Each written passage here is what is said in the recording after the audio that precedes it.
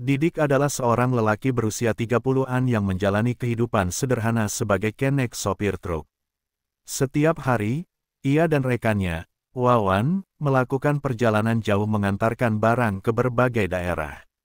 Dengan latar belakang pendidikan yang tidak tinggi dan penghasilan yang pas-pasan, Didik selalu berusaha keras demi keluarganya.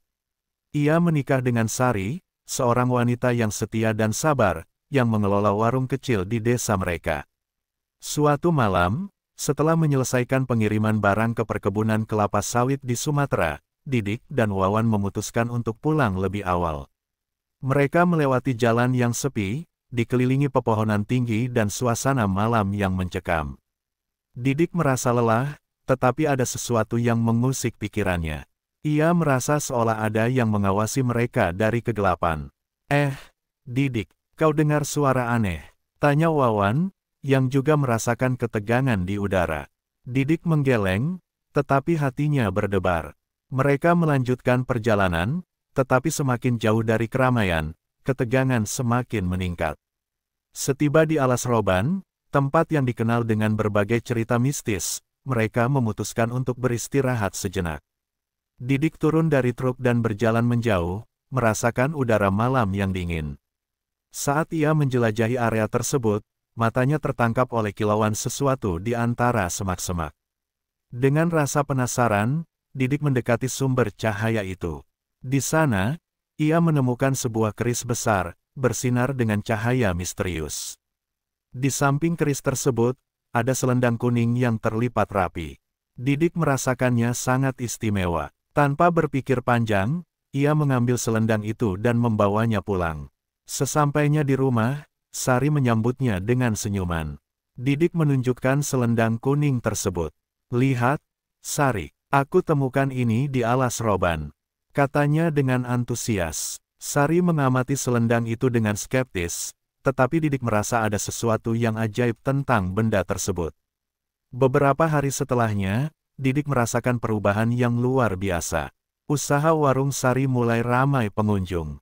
Mereka menjual makanan sederhana, tetapi kini pelanggan berdatangan dari berbagai tempat. Didik merasa beruntung, dan ia yakin bahwa selendang kuning itu adalah penyebabnya. Kehidupan mereka mulai membaik. Didik bisa membeli bahan baku yang lebih berkualitas, sehingga makanan yang dijual lebih enak. Sari merasa bangga dengan perkembangan usaha mereka. Kau pasti memiliki keberuntungan, Didik. Semua ini terjadi berkat selendang itu, katanya, penuh semangat. Namun, meskipun kebahagiaan mulai menghampiri, Didik tidak bisa menghilangkan rasa cemas yang terus menggelayuti pikirannya. Ia mulai bertanya-tanya tentang asal-usul selendang kuning itu. Apakah ini benar-benar berkah? Atau ada sesuatu yang harus aku bayar? Pikirnya, tetapi ia berusaha menepis rasa itu. Ia ingin menikmati momen-momen bahagia dan tidak ingin merusaknya dengan pikiran negatif. Seiring berjalannya waktu, keberuntungan Didik tampak semakin meningkat. Namun, di balik kesuksesan itu, ada bayang-bayang kegelapan yang mulai mendekat. Didik seringkali terbangun di malam hari, merasakan ada yang aneh di sekelilingnya. Suara-suara bisikan samar mulai menghantuinya, tetapi ia berusaha mengabaikannya. Pikirannya terus melayang kembali ke Alas Roban, tempat di mana semuanya dimulai. Ia merasa terikat dengan selendang kuning itu, tetapi juga semakin tertekan oleh pertanyaan-pertanyaan yang tidak terjawab. Keberuntungan yang ia nikmati tidak bisa menghapus rasa was-was yang menyertainya. Didik berada di persimpangan jalan.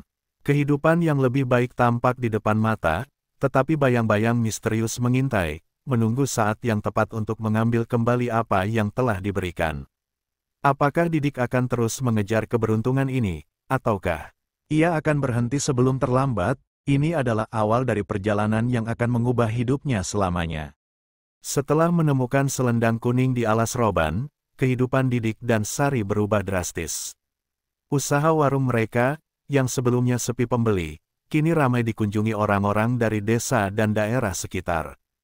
Didik merasa seolah ia telah menemukan jalan menuju kebahagiaan dan keberuntungan yang selama ini ia impikan. Dalam waktu singkat, warung yang dikelola Sari berpindah dari sekadar tempat menjual makanan sederhana menjadi toko sembako yang sukses. Didik mulai membawa bahan-bahan berkualitas, dan berkat selendang kuning, mereka mampu menawarkan harga yang bersaing. Pelanggan yang puas kembali lagi dan lagi, membuat usaha mereka semakin berkembang pesat. Ini semua berkat selendang itu, Didik, kata Sari, sambil tersenyum melihat keramaian di warung. Didik hanya mengangguk, meskipun di dalam hati, ia merasakan kegelisahan. Keberuntungan yang datang begitu cepat membuatnya khawatir tentang apa yang mungkin harus dibayar di kemudian hari. Suatu malam, setelah warung tutup, Didik dan Sari duduk bersama sambil mengobrol tentang masa depan mereka. Didik merasa optimis dan mulai merencanakan ekspansi usaha. Kita bisa buka cabang di desa sebelah, Sari. Kita bisa membeli lebih banyak barang dan menjualnya di pasar, katanya dengan semangat. Namun, saat mereka berbincang, Didik merasakan getaran aneh. Seolah ada sesuatu yang mengawasi mereka dari kegelapan. Ia menoleh ke arah jendela, tetapi tidak melihat apapun. Kau merasa tidak nyaman, Didik? Tanya Sari, merasakan perubahan pada suaminya. Tidak, tidak apa-apa. Mungkin aku hanya lelah, jawab Didik, berusaha menenangkan istrinya. Namun, di dalam hatinya, ia tidak bisa mengelak dari rasa cemas yang terus menghantuinya. Malam-malam berikutnya, suara-suara aneh kembali menghantuinya. Didik merasa terjebak dalam situasi yang semakin tidak nyaman. Ia mulai mencari informasi tentang selendang kuning itu dan bertanya kepada beberapa orang di desa. Beberapa dari mereka merekomendasikan untuk menemui seorang dukun terkenal yang bisa memberikan penjelasan lebih lanjut. Akhirnya, Didik memutuskan untuk pergi menemui dukun tersebut.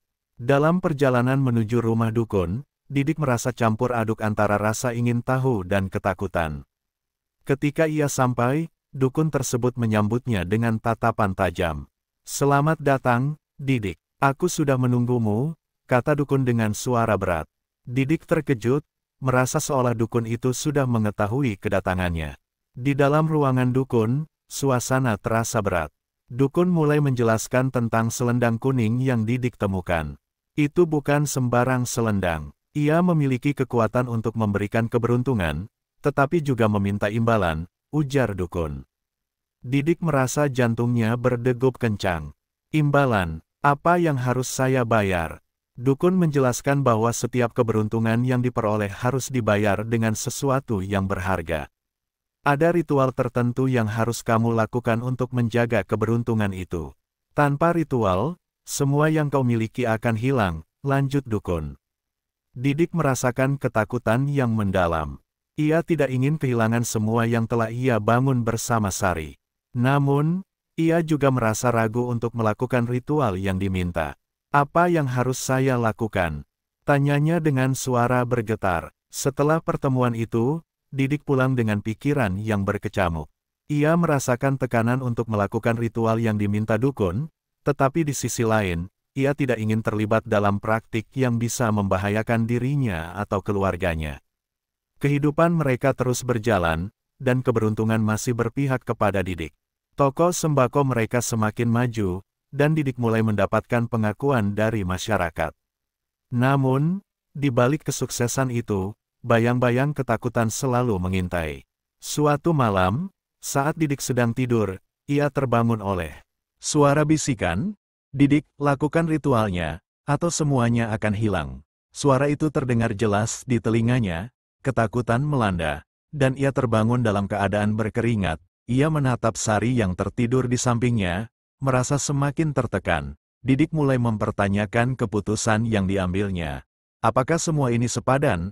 Apakah keberuntungan yang diperoleh akan mengubah hidupnya selamanya, atau justru akan membawa kehancuran? Pikiran-pikiran ini terus mengganggu, tetapi ia berusaha menyembunyikannya dari Sari. Dalam hati, Didik tahu bahwa ia harus membuat keputusan. Apakah ia akan melanjutkan jalan ini dan melakukan ritual yang diminta dukun? Ataukah ia akan meninggalkan selendang kuning dan semua keberuntungan yang menyertainya? Didik berdiri di ambang keputusan penting. Ia menghadapi dilema antara keinginan untuk mempertahankan keberuntungan dan kekhawatiran akan konsekuensi yang mungkin harus dibayar. Bayang-bayang kegelapan semakin mendekat, dan Didik tahu bahwa ia tidak bisa menghindar dari takdir yang telah ditentukan. Setelah pertemuan dengan dukun, Didik merasa semakin tertekan. Meski usahanya terus berkembang, bayang-bayang yang menyertainya semakin menguat. Rasa bersalah dan ketakutan mulai menggerogoti pikirannya, sementara keberuntungan yang ia raih terasa seperti pedang bermata dua. Kini, ia harus menghadapi kenyataan pahit tentang apa yang harus dibayar untuk menjaga semua ini. Didik tidak bisa mengabaikan peringatan dukun. Ia tahu bahwa untuk menjaga keberuntungannya, ia harus melakukan ritual yang diminta. Namun, di dalam hatinya, ada rasa ragu yang mendalam. Apakah aku benar-benar siap untuk melakukan ini? Pikirnya, semakin ia memikirkan hal itu, semakin besar rasa takutnya. Suatu malam, Didik akhirnya memutuskan untuk melakukan ritual. Ia mengumpulkan semua bahan yang diperlukan, seekor ayam hitam, lilin, dan beberapa sesaji sederhana. Dengan hati berdebar, ia pergi ke sebuah tempat terpencil di hutan, jauh dari pandangan orang lain.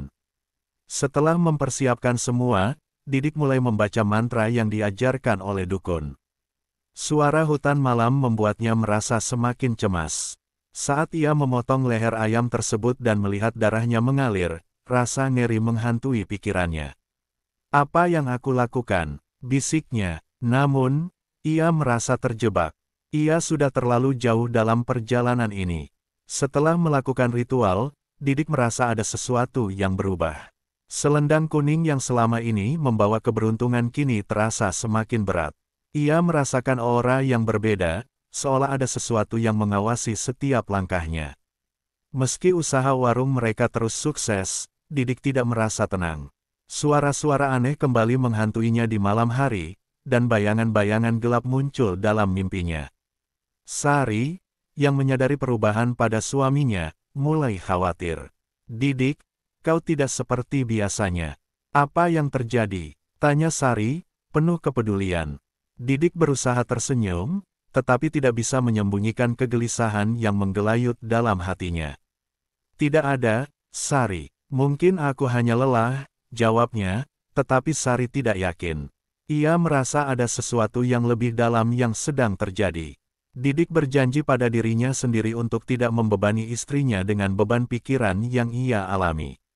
Meskipun bisnis mereka berjalan baik, Didik merasakan kesepian yang mendalam. Ia tidak bisa membagikan kekhawatirannya kepada Sari.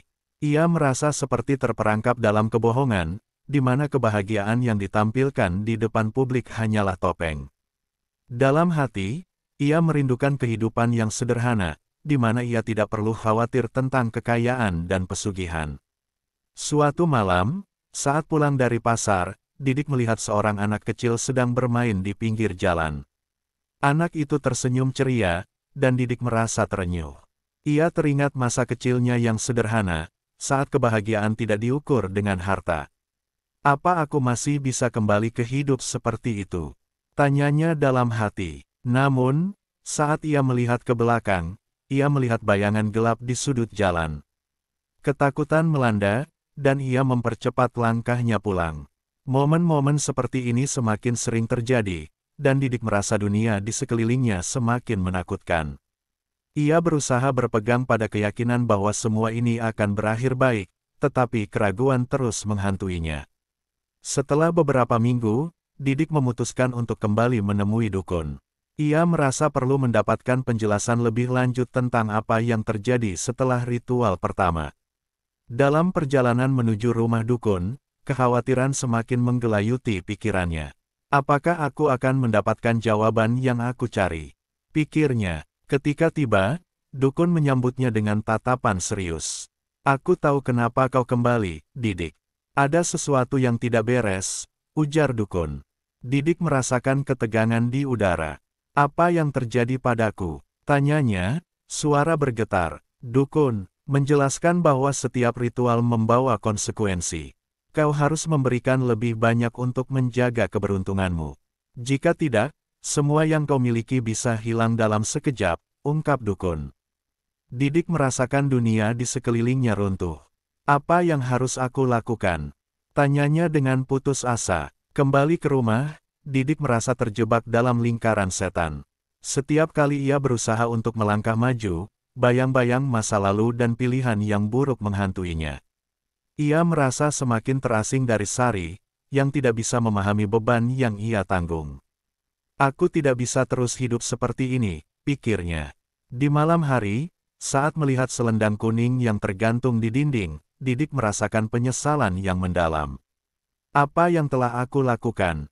Apakah semua ini sepadan? Air mata mengalir di pipinya saat ia menyadari bahwa kebahagiaan yang ia cari justru membawa kehampaan. Didik mulai mempertanyakan jalan hidupnya. Ia merasa terjebak antara keinginan untuk terus maju dan rasa takut akan kehilangan segalanya. Konsekuensi dari keputusan yang diambilnya mulai membebani pikirannya, dan ia tahu bahwa waktu semakin sedikit untuk menyelamatkan dirinya dan keluarganya. Didik berada di ambang keputusan besar. Ia harus memilih antara melanjutkan ritual yang diminta dukun atau berusaha mengakhiri siklus pesugihan yang telah menghantuinya.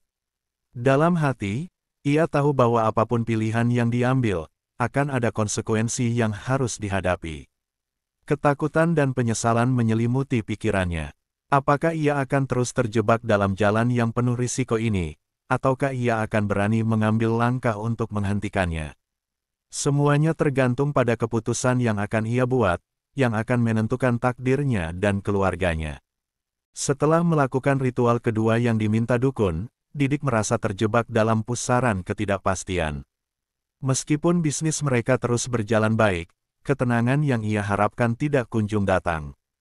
Sebaliknya, keberuntungan yang ia nikmati justru menimbulkan masalah yang tak terduga. Malam demi malam, Didik terbangun dalam keadaan terengah-engah, berkeringat dingin. Mimpi buruk menghantuinya, menampilkan gambaran mengerikan tentang kehilangan semua yang telah ia raih. Dalam mimpi itu, ia melihat sosok bayangan kelam, mengulurkan tangan seolah meminta sesuatu darinya. Setiap kali ia berusaha mendekat, bayangan itu menghilang, meninggalkan rasa takut yang mendalam. Sari mulai menyadari perubahan pada suaminya. Didik, kau tidak pernah tenang belakangan ini. Apa yang kau alami? Tanyanya dengan penuh kekhawatiran. Didik berusaha tersenyum, tetapi tidak bisa menyembunyikan rasa gelisah di wajahnya. Aku hanya butuh waktu, Sari. Mungkin aku terlalu lelah, jawabnya, tetapi Sari tidak yakin dengan jawaban itu. Suatu malam, setelah hari yang panjang di toko, Didik kembali ke rumah dan menemukan Sari duduk di meja makan dengan wajah muram. Didik, kita harus membayar untuk semua ini, katanya, suaranya bergetar. Didik merasakan hatinya mencelos. Apa maksudmu? Teman-temanku di desa mulai menjauh.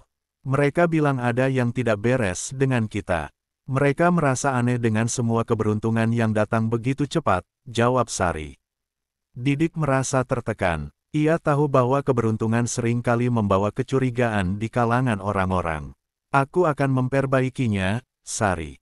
Aku akan memastikan semuanya baik-baik saja, ucapnya, berusaha meyakinkan istrinya. Namun, saat Didik pergi tidur, ia kembali merasakan ketakutan yang menghantuinya. Bayangan dari mimpinya semakin nyata, dan suara-suara aneh kembali menggema di telinganya. Bayar harganya, Didik. Bayar harganya, suara itu terdengar semakin dekat, membuatnya terbangun dalam ketakutan. Didik merasa terdesak untuk mencari solusi. Ia memutuskan untuk kembali menemui dukun, berharap mendapatkan petunjuk tentang cara mengatasi situasi ini. Dalam perjalanan menuju rumah dukun, pikirannya dipenuhi dengan pertanyaan. Apakah ada jalan keluar? Bagaimana cara menghentikan semua ini? Ketika Didik sampai, dukun menyambutnya dengan tatapan serius. Kau tampak lelah, Didik. Apa yang kau cari? Tanya dukun. Didik menghela napas dalam-dalam. Aku merasa terjebak. Mimpi buruk dan suara-suara itu, semuanya semakin buruk. Apa yang harus aku lakukan? Dukun menatapnya tajam. Kau harus melakukan ritual ketiga, tetapi kali ini, harganya lebih tinggi. Kau harus memberikan sesuatu yang lebih berharga, ungkap dukun. Didik merasakan jantungnya berdegup kencang. Apa yang harus aku berikan? Tanyanya, merasa tertekan. Dukun menjelaskan bahwa untuk menjaga keberuntungan, Didik harus melakukan pengorbanan yang lebih besar. Kau harus memberikan tumbal, Sesuatu yang berharga bagi dirimu, katanya. Didik merasa hatinya hancur. Apa aku harus mengorbankan orang yang aku cintai? Pikirnya, merasa terjebak dalam dilema yang mengerikan. Di penghujung pertemuan, Didik kembali ke rumah dengan kepala penuh pikiran. Ia tidak bisa tidur, bergulat dengan perasaannya. Apakah ia benar-benar bersedia mengorbankan sesuatu yang berharga untuk menjaga keberuntungan? Ia merasa terjebak di antara keinginan untuk melindungi keluarganya dan rasa moral yang terus menghantuinya.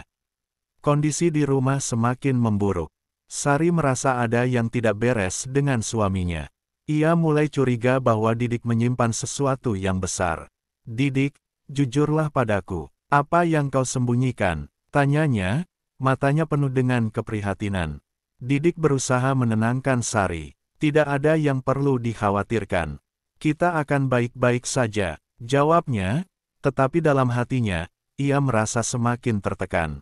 Ia ingin melindungi Sari dari kebenaran yang menyakitkan, tetapi setiap kebohongan yang ia ucapkan semakin membebani pikirannya. Bertumpuknya ketegangan dan rasa bersalah mulai menggerogoti Didik. Ia tidak bisa terus hidup dengan ketakutan ini. Dalam kegelapan malam, saat semua orang tertidur, Didik merenungkan pilihannya. Apa yang benar-benar aku inginkan? Apakah aku rela mengorbankan segalanya untuk kekayaan yang tidak pasti? Akhirnya, Didik memutuskan untuk tidak melakukan ritual ketiga. Ia ingin menghentikan semua ini, meskipun ia tahu konsekuensinya mungkin sangat berat. Namun, saat ia berusaha menenangkan hati, suara-suara itu kembali menghantuinya. Kau akan kehilangan semuanya, Didik. Semua yang kau cintai akan pergi. Bisikan itu semakin keras, membuatnya semakin cemas. Didik berada di persimpangan jalan. Ia harus menghadapi keputusan yang akan mengubah hidupnya selamanya. Di satu sisi, ada keinginan untuk melindungi keluarganya dan kembali ke kehidupan yang sederhana. Di sisi lain, ada tekanan untuk mempertahankan keberuntungan yang telah datang, meskipun ia tahu harganya semakin tinggi.